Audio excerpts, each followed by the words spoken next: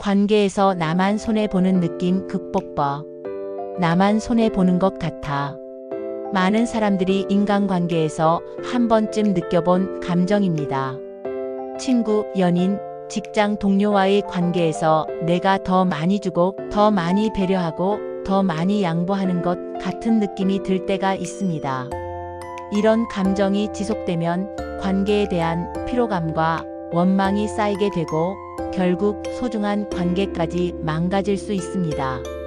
하지만 이 감정의 뿌리를 파악하고 건강한 방식으로 해결한다면 더욱 균형 잡힌 관계를 만들어갈 수 있습니다.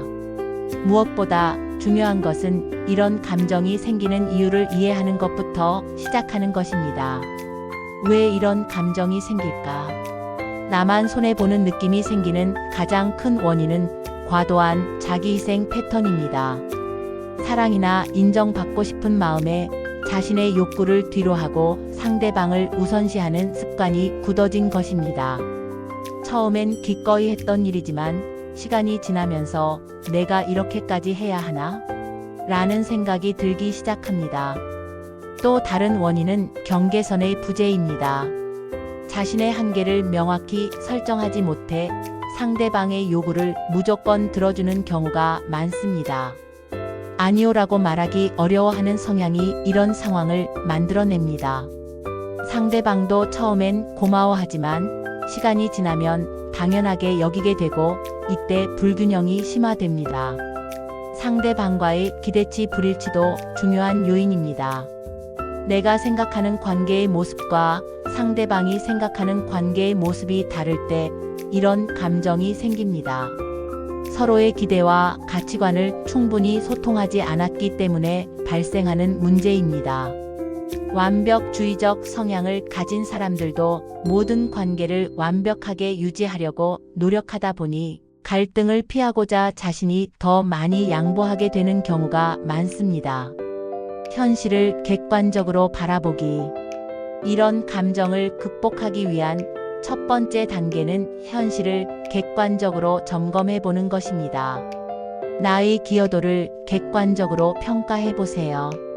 최근 3개월간 내가 한 일들을 구체적으로 적어보고 동시에 상대방이 나를 위해 한 일들도 함께 정리해 보는 것입니다. 감정이 아닌 사실에 기반해서 판단해 보면 생각보다 균형이 맞을 수도 있습니다.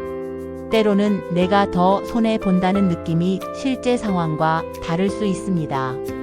상대방도 나름의 방식으로 관계에 기여하고 있을 가능성을 열어두고 살펴보는 것이 중요합니다.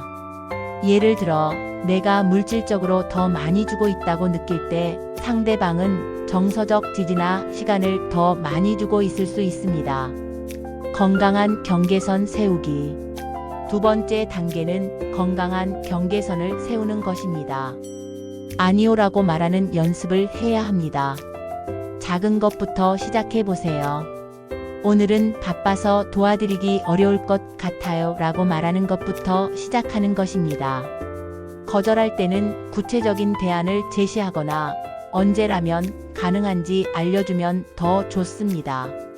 죄책감을 느끼는 것은 자연스럽지만 그것이 잘못된 일이 아님을 인식하는 것이 중요합니다. 내 시간과 에너지를 보호하는 것도 필수적입니다.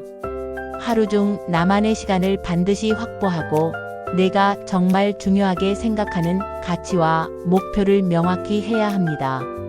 이를 바탕으로 우선순위를 정하고 시간을 배분한다면 자연스럽게 무리한 요구에 휘둘리지 않게 됩니다.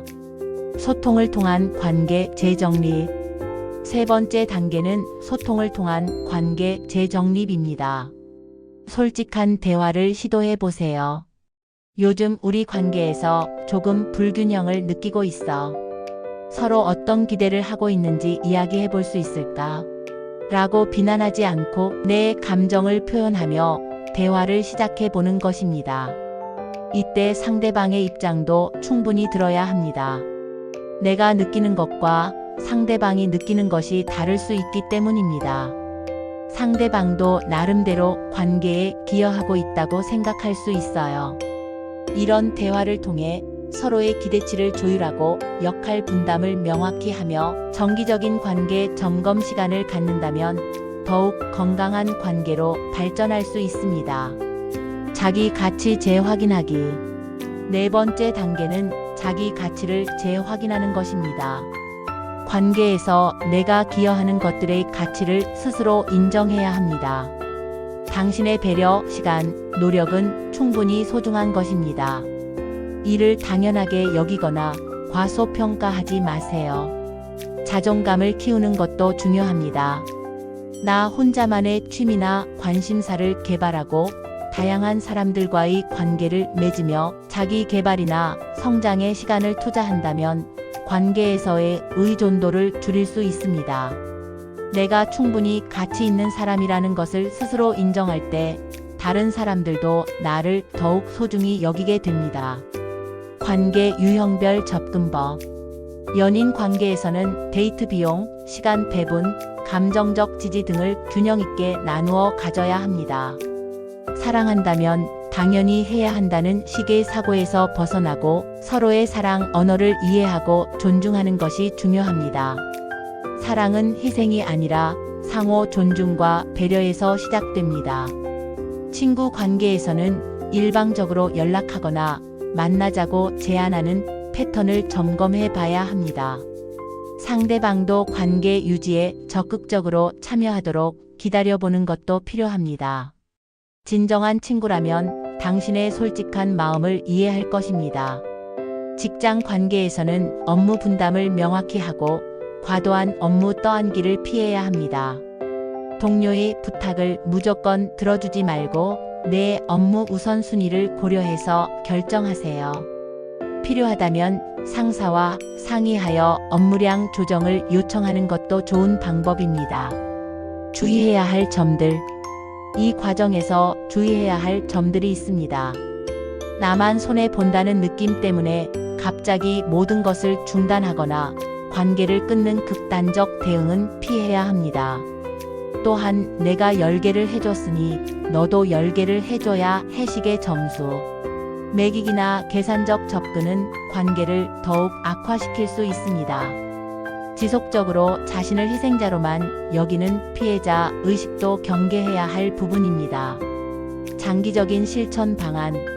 건강한 관계를 위한 장기적 실천 방안으로는 정기적인 관계 점검이 있습니다.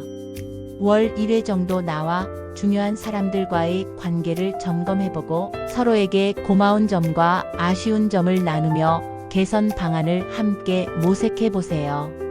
감정 일기를 쓰는 것도 도움이 됩니다. 관계에서 느끼는 감정들을 기록하면 패턴을 파악하고 객관적으로 분석할 수 있습니다. 무엇보다 자기 돌봄을 우선해야 합니다. 다른 사람을 위해 내 자신을 희생하는 것이 미덕이라는 생각에서 벗어나세요. 내가 건강해야 다른 사람도 도울 수 있습니다. 또한 한 사람이나 소수의 관계에만 의존하지 말고 여러 사람들과 균형 잡힌 관계를 맺어 다양한 관계 네트워크를 구축하는 것이 좋습니다. 관계에서 나만 손해보는 느낌은 많은 사람이 경험하는 자연스러운 감정입니다. 중요한 것은 이 감정을 인정하면서도 건설적인 방향으로 해결해 나가는 것입니다. 진정한 관계는 한 사람의 일방적인 희생으로 유지되는 것이 아니라 서로가 기꺼이 주고받으며 함께 성장해 나가는 것입니다.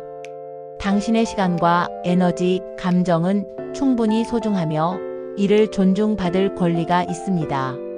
완벽한 50대 50의 균형을 항상 유지할 필요는 없지만 장기적으로 서로가 만족할 수 있는 관계를 만들어가는 것이 중요합니다. 이 과정에서 때로는 갈등이 생길 수도 있지만 이를 통해 더욱 건강하고 견고한 관계로 발전할 수 있습니다. 관계는 노력을 통해 충분히 개선될 수 있으니 자신을 먼저 사랑하고 존중하는 것에서부터 시작해 보세요.